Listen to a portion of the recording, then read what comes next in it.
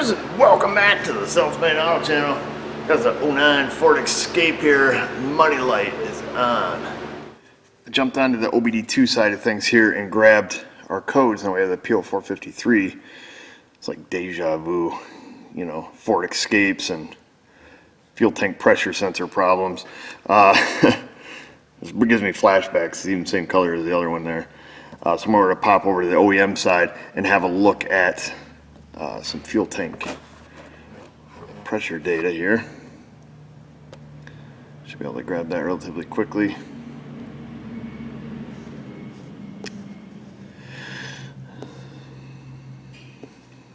There you go, fuel tank pressure transducer. I guess that's all we're going to need for right now. That way you guys can see it here a little easier. We're at 4.99 volts, so indeed they are correct. It is high.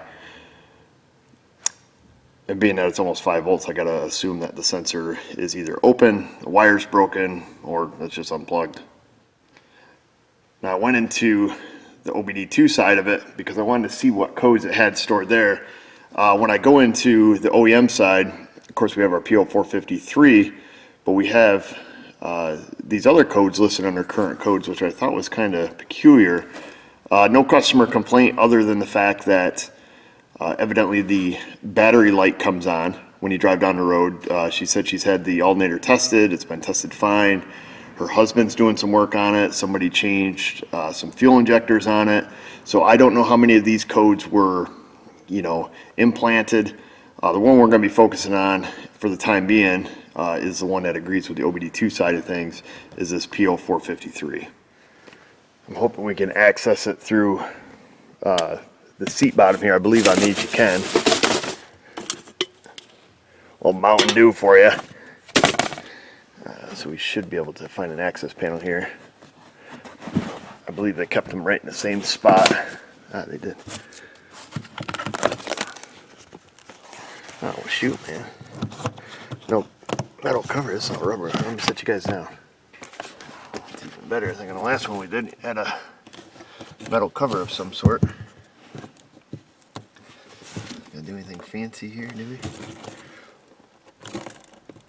Other than just pull. What lucky. Get that right out of our way, so our fuel tank pressure sensor is plugged in. Odd, the wiring harness. I don't know if you guys can see it, but this is the connector for the fuel pump. Must be they just pass the harness through there. We're not going to unplug it at this point because I don't want to accidentally fix anything. We're just going to test the wires right where they're at without disturbing it. See what we have going on. I got this wiring diagram so we know who's who here. I'm not sure. Let's see, we got some wires run towards the back, probably towards the fuel pump control module. I would have to believe, or tend to believe, that our fuel tank pressure sensor wires perhaps run up through here.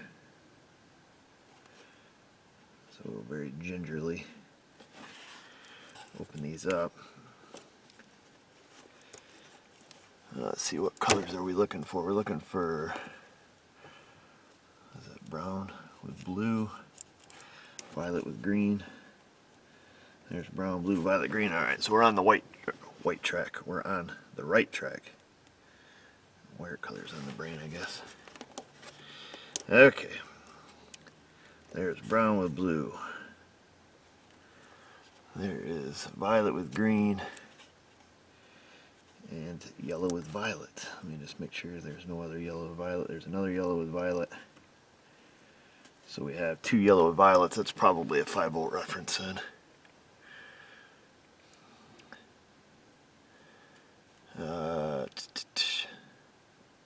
It is not. That is signal return. So that is going to be the ground. 5 volt reference is okay, so let's let me grab a little wire poker here. Get everybody pumped up already. Everybody's going to wonder why I'm poking the wire. So I have seen on more than one occasion where when you back probe a connector that has an issue, you fix the problem, and then you don't know what the problem was. So wire poking is always the best option. That should really get some people wound up. Alright, so we're gonna pick one of the grounds. Doesn't matter to me currently which one.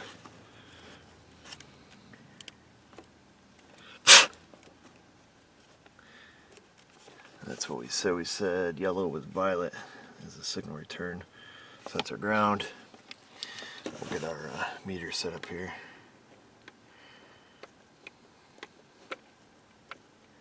I assume we have 5 volts back here. Oops. I'll stop.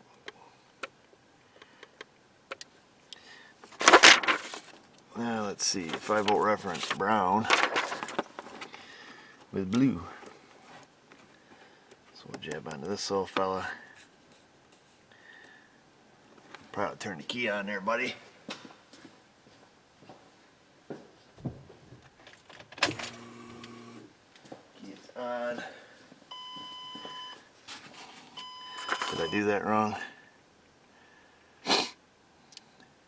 BVR reference. Why does it say BVR? What the heck's BVR? That's interesting. Only 2.3 volts. Let me grab a clamp. We'll go to a different ground here.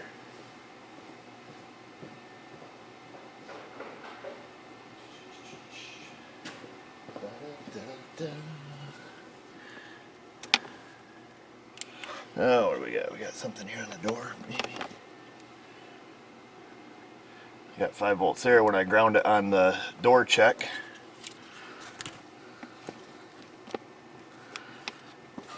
.28 volts there. Very interesting. Now that is very interesting. Let's see here. Let me pull off that ground.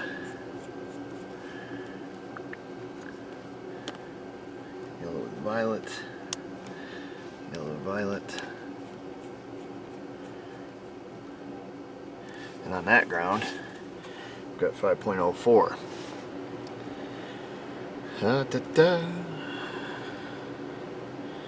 Okay, so we're going to stick with that one for a moment.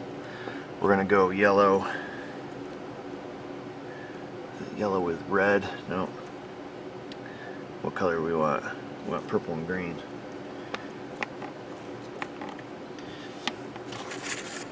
Unplug from this, so the purple with green is supposed to be the signal wire.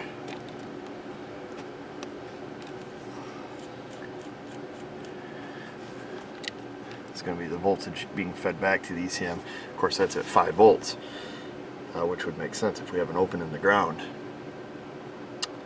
Okay then. However, because we have 2 yellow with violets, yes, we clearly have 2 yellow with violets.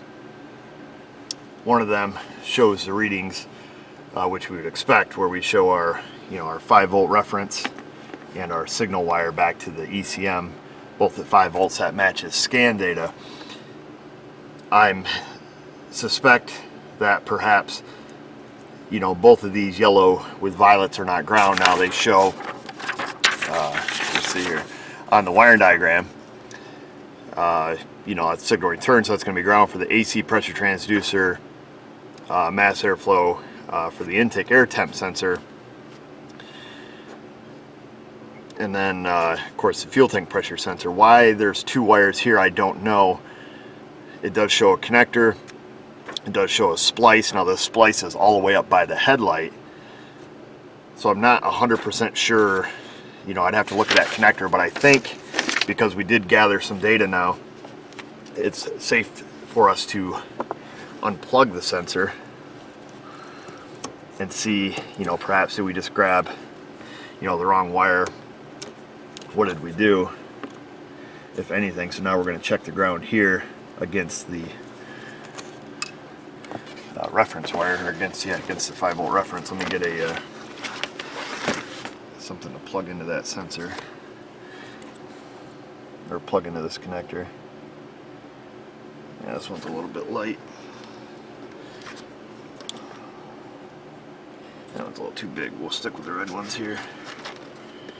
Make sure I got two of the same. I did not.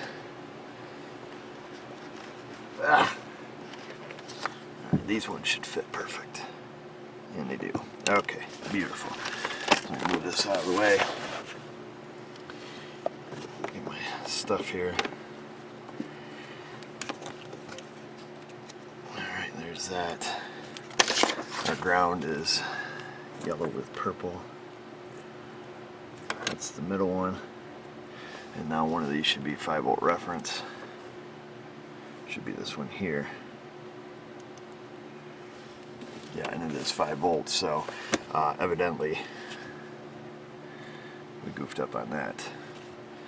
Okay, so we have 5 volts on the signal wire, 5 volts on the reference. Apparently this other yellow with purple is not what we were looking for. So what we're going to do is we are going to jumper the ground with the signal wire. Signal wire is what we're plugged into, purple with green. Ground is yellow with purple. We'll jumper these two together. We'll watch scan data. It should go down to 0 volts, indicating that our fuel tank pressure sensor is bad. Hope you guys can see that. Turn on that light a little bit so you can. That doesn't help. Okay, so it's at 5 volts. We know that. We're in the signal wire, we're in the ground. Jump over a pair of pliers here. It should bring it to 0 volts. And it does, drops right to 0. That tells us our wire going to the ECM is good. And so long as we don't have a pin fitment problem here, which that one feels good, that's our ground. That's our 5 volts. And that's our signal wire. That all feels good.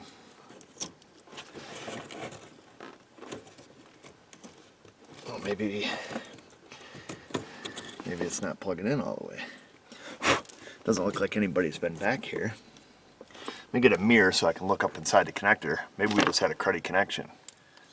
I say that because I see when I attempted to plug it in, it did appear to... There is a lot of dirt in that connector, particularly on the bottom of it. I don't see any green crusties or anything real nasty. Alright, well, let's just blow that out, clean it out, plug it in, we'll wiggle it around and see what happens. Alright, so I'm going to blast it out with a little bit of deox, just to, hopefully, if I got enough left. Come on, little guy. Oh man, it sucks when the can's just about, I mean, I got stuff in it, but...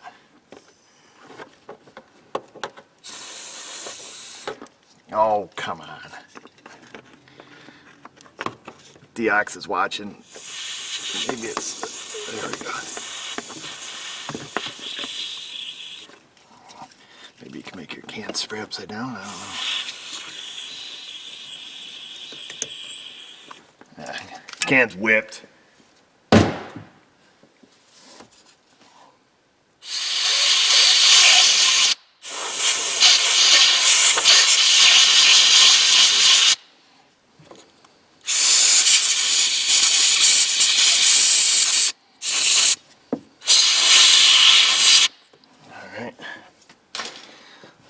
Now, I need to move this so I can see what the heck's going on here. Where's my blow nozzle? Blow off where that latch is.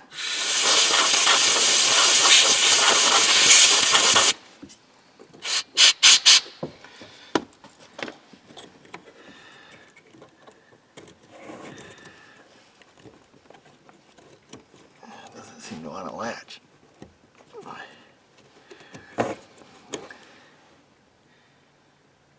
Okay, the Latch is not broke. I wonder, I'll have to look back through the footage. Looking at the dirt marks on it, it looks like it was only plugged in that far, which leaves us at 5 volts.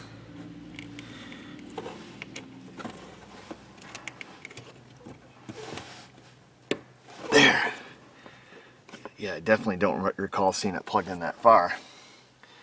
So that's pretty interesting. How the heck, you know, nobody's been back here, because you guys seen how much dirt and dust was here. The connector was definitely dusty, and we can see we're at our correct reading. And I flex it around, and it's all good.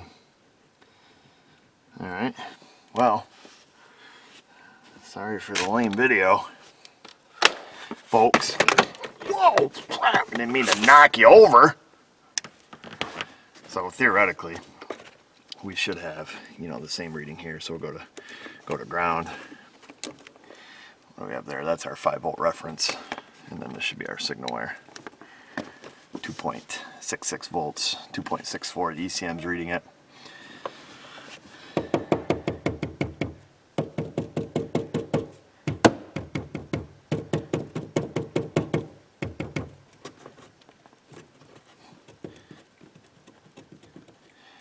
Well, we're going to have to leave it like that. Now, after you do the hokey pokey, even though these Pomona probes, you can barely find the hole sometimes, that one we can see. What you have to do is you have to fix your hole, particularly if it's in, you know, a bad environment. I find that a Q-tip is a pretty handy application device. So let's put a little dab over that hole. Now if you went all hog wild and shoved it all the way through, then you're gonna have to, you know, fix the hole on the back side also. But honestly, you just got to get just the tip of that wire poker in. And the best way to do that is to just, you know, have it hooked to your meter at the same time you're screwing it in. And as soon as you get a reading, you're good to go. A little dab on that. We've got this one here.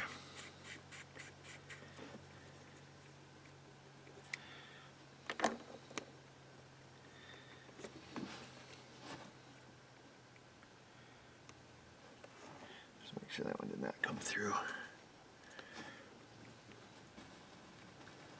And it did not.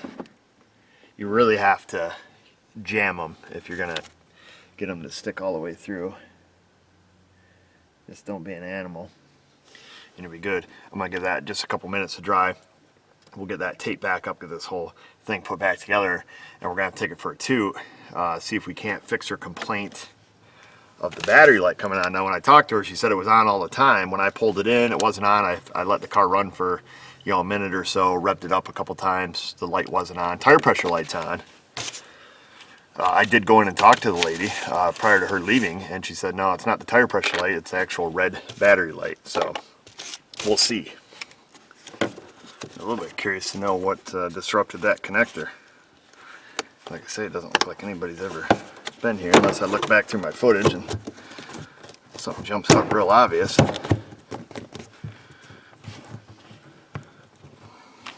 Like I say, some people have been fiddling with this thing, trying to get it to, you know, pass inspection and all that business. So you never know, perhaps, but maybe they're testing me.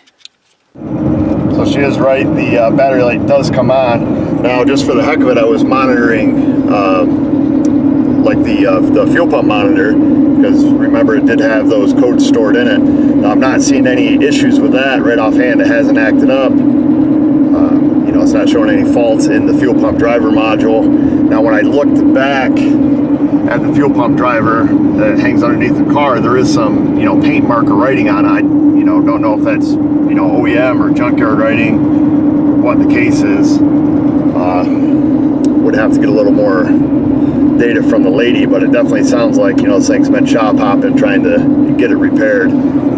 needless to say, she did want this looked at. The battery light, didn't care about the TPMS light. So we'll see what's going on with that. And it did throw a code for it, P0625. Made it back to the shop. I see the EGR monitor ran, catalyst ran, of course misfire, fuel monitors. EVAP and O2 sensors have not run yet, which is to be expected because the vehicle was already warmed up when it dropped off. EVAP monitor on these, I think they have like a 6-hour soak time they have to sit, so I won't be surprised if that, we don't get to run today. Perhaps if I leave it sit outside long enough, we can get the O2 monitors to run. Yeah, kind of interesting here. Looking at the hood, I see it's got a brand new throttle body, so that's something new. And then it's got some kind of hodgepodge relay, cut into the harness down there and just kind of jury rigged. I don't know what the deal is with that. I guess it's really no concern to us. Ford, in their wisdom, put the alternator in a spot where, for us to get to the connector to do any testing whatsoever is 100% inaccessible. You can't even touch it. You can't even get close to it. I went through, did just a quick visual inspection, make sure like the wiring harness wasn't rubbed through, on the valve cover or anywhere that was obvious. Clearly, people have been in here playing. That's more than obvious. What I did, I removed the fans. Super easy. Not really. So you have to unhook the radiator hose, the hose from the jug. There's a big plastic cover that goes up here, sits down there on the cart. Take that off, get that out of the way. You got to remove your hood latch, and then you have to pull the radiator back, and then take the fans out. There's 2 bolts that hold them on, and then it felt like a trainee cooler line or something. No, another coolant hose right here that hooked across the bottom of it, and then naturally unplug it. So now we can get to the generator. Hopefully it's bad, because I think we're halfway to it, to replace it. Have to know your enemy. So this code is 625. We've done a video on this on the Ford smart charging systems. If I remember, I'll put a link in the description. Here we go. So the Gen Mon duty cycle of 3% or less indicates a short to ground, fault is present, and will result in a 625. So long story short, code setting criteria is what they're seeing as a short to ground on the Gen Mon line. Or if it is duty cycles above more than 98%, opener short to voltage, and that was set at 626. So the quick and dirty test would be unplug it, see if we generate the 626. So here's our generator. So we have, fused battery voltage, and then our Gen Mon and Gen Com lines going to it, and then of course the big battery cable coming out of it. Now we know it charges, and if you guys remember from the Ford smart charging video, if you unplug these generators, they do charge at like 13.5 volts fixed voltage. Okay, wiring diagram, we will carry out some just quick basic tests on this. So we're going to take our test light, we're going to hook it to ground. I got the key on right now. And we're going to make sure that we have battery voltage at our connector here. One of these should be battery voltage. So it's that one there. I don't know if you guys can see the test light or not. Hopefully. I don't really have a good spot to put you. So we do have battery voltage going to it, which I suspected. And then being that our primary focus is on the Gen Mon line, potentially being shorted, what we can do, it would have to be a dead short to light our test light, but what we'll do, I've got our meter right here, we can just ohm check the alternator on the Gen Mon line to see if indeed it is, an internal short. So we'll just hook one side to ground. Still got this pin out from doing the other one. We'll come down to our digital meter here. Let me just shut that furnace off.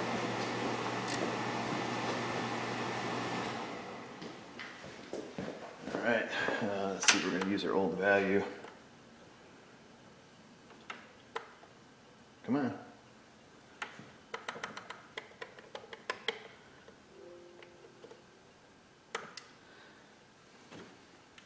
Sometimes I'm a little impatient. Let's make sure the meter works. You guys see that okay? Looks like you can. All right, I'm expecting these to be, you know, very, very high resistance, if any at all, you know, at least over, you know, 20,000 ohms. So I'll see. Hopefully you guys can you? I can see the back of my head anyways. There's one pin that's open. Open. Open. So there's nothing there. And now we do know that our alternator has, you know, continuity simply because, you know, that it charges. You know, it charges fine, 14 volts. You know, I suppose we could have just threw a test light on that real quick. Now this is not a good way to test alternator ground. Just FYI, voltage drop test should be done on it with, you know, with the car running, obviously. But I'll just show you real quick that there's enough. Oh crap, you guys can't see that. Maybe you can down there in the corner. The test light is lighting on the alternator case, so that's 780 milliamps. Lights up bright. That indicates, what's that indicate? That, you know, doing an ohm check, it would be, you know, sufficient, you know, regardless if we do have a little bit of voltage drop there. Now I'm going to check, theoretically we should unplug the ECM to ohm check these. Let me just shut off. I'm just going to shut the car off real quick. So I'll shut the car off. I'm just going to unplug the ECM here. Now it's we're going to lose our drive cycle, but that's okay. Okay, ECM's unplugged.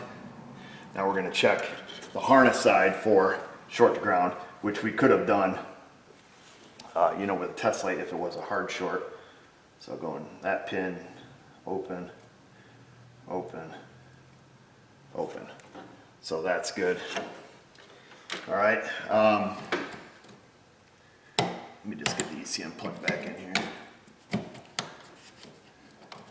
Okay, ECM is plugged back in. So what you can do at this point, you know we have, of course, you know, we didn't do a voltage drop test on the alternator, but we know the alternator works. It does charge. We can see that in scan data is holding around, you know, 14, you know, whatever, volts. When I was driving, I did kick on the rear window defogger, headlights, you know, stuff like that, blower motor, left that all on high, nothing changed. It still held a, you know, a good steady voltage. So what we can do, we'll look at some scan data, which I did driving down the road, Gen Mon, Gen Com. Now I was commanding the alternator, but the Gen Mon, it was just staying at like, you know, 3%.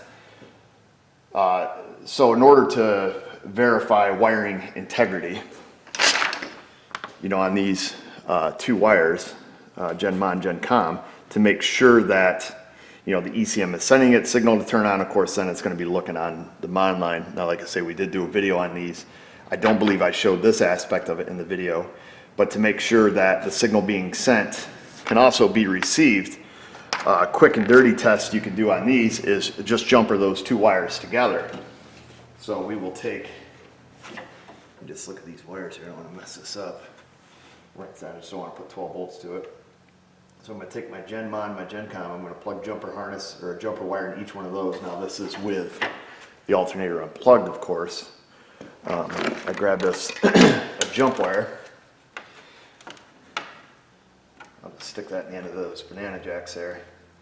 Now theoretically, if we start the vehicle and command the alternator to charge, let's say 14 volts, we should be able to look at the Gen Mon, Gen Com lines, and they should be reading exactly the same, assuming the ECM works, the wiring's good. If that's the case, alternator's junk, and we move on with life.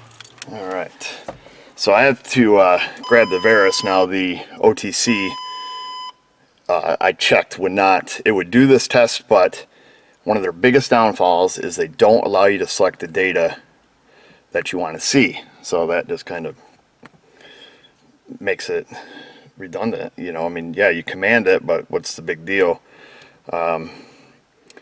So we will pick out,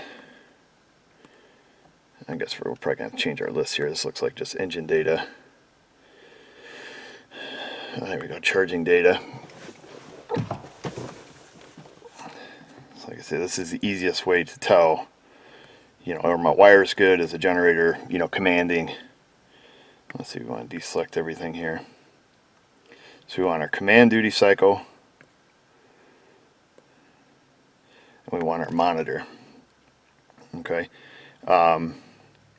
So the ECM is going to command it at a certain percentage, and theoretically we should see that same duty cycle because we just jumpered these two wires together. We should see that coming back, which right now we do. We see them at 3.3. Now if we go unplug that, that should change. Let me just start it here. Hopefully everything is out of the way. And there you go. We don't, oh crap, can you guys see? Focus.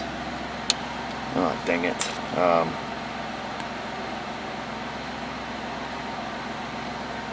Hopefully you guys can see that. These should reflect each other perfectly. Now I'm going to command it at a steady 14 volts. Freaking lightning. Let me shut the door here.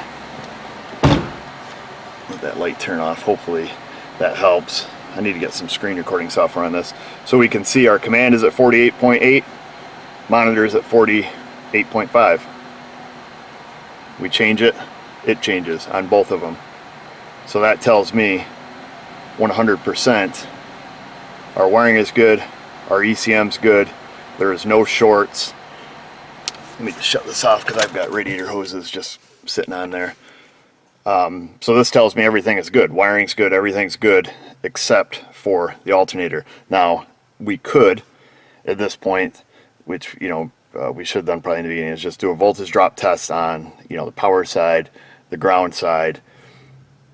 However, we're not dealing with symptoms that really are going to make me lead, you know, go that way. Of course, now we probably set a bunch of codes. I'm not super concerned with it, but it is good practice, you know, to do so. Just see, we probably sent a bunch of, nope. Probably because we didn't rev it up. But anyhow, hopefully that makes sense to you guys. I've got to keep motoring. Pull our jumper wires back out now. Before I put this thing back together, I am going to call this lady. Give her the what's up. Like I say, the only thing I don't know is about that fuel tank or the fuel pump, you know, circuit code or fuel pump fault, fuel pump driver, lost com. That's the only thing that is unclear at this point. Hopefully it's not an intermittent fault, you know, only when it gets wet, something like that. Let's see. Yeah, like I say, I think if we do this, I think the alternator must, I don't know if it comes up through here, it's going to be a tight fit regardless. Like I say, I'm just going to leave this for the time being. I already drained some coolant out of it to unhook the hoses and all that stuff. I'm not going to put this back together and have her give me the go-ahead, so see what she says. So we got the green light. We are going to fix it. Unfortunately, I can't have a new alternator until tomorrow, so we're out of luck until then. I'm going to leave it tore apart. Service info says to remove the alternator, or remove the AC compressor, take that loose out of its bracket and everything, and then, you know, cut the generator loose, and apparently it'll follow the bottom. Book time's not that high on it, just a smidge over an hour. Being that I pulled the fans and stuff so we could get to that connector easier to do some definitive testing, which we may have been able to get the connector off and, you know, grabbed it with a pair of pliers and, you know, pulled it down from underneath to do the testing. But, you know, honestly, to pull the fans and stuff, it's not, you know, a huge circus. Worst part is you got to drain a little bit of coolant, you know, so be it. I'm going to leave it tore apart. I convinced her to leave it overnight, which is great, so we don't have to put it all back together. Still a little concerned about, you know, that fuel pump driver module, you know, potential issues. Of course, she, you know, thought customer, they don't know what codes are coming up other than the fact that her husband and, you know, whoever else has been changing, you know, a bunch of parts. So we'll have to leave it at that, which is good because we can let it sit overnight. Hopefully we can get a full drive cycle on it for her, and they can go and get their sticker. And that's it. So If you guys have any questions, comments, criticisms, concerns, you know where to put them down there in the comment box. Hopefully you understood the tests that we did with the fuel tank pressure sensor, verifying that. Kind of odd to find that bad connection. And then also on the generator, just, simply making sure harness is not, shorted to ground, and to see, looping the two wires together, commanding it and making sure that command that's supposed to be going to the alternator is just being sent back on the other wire to the ECM. Kind of a quick verification you can do on these. Also, I'll link the video I did on Ford Smart Charging Systems to get an idea how they work. And we'll leave it at that. Check back tomorrow or the next day when the video is out. And just remember, viewers, if I can do it, you can do it. Thanks for watching.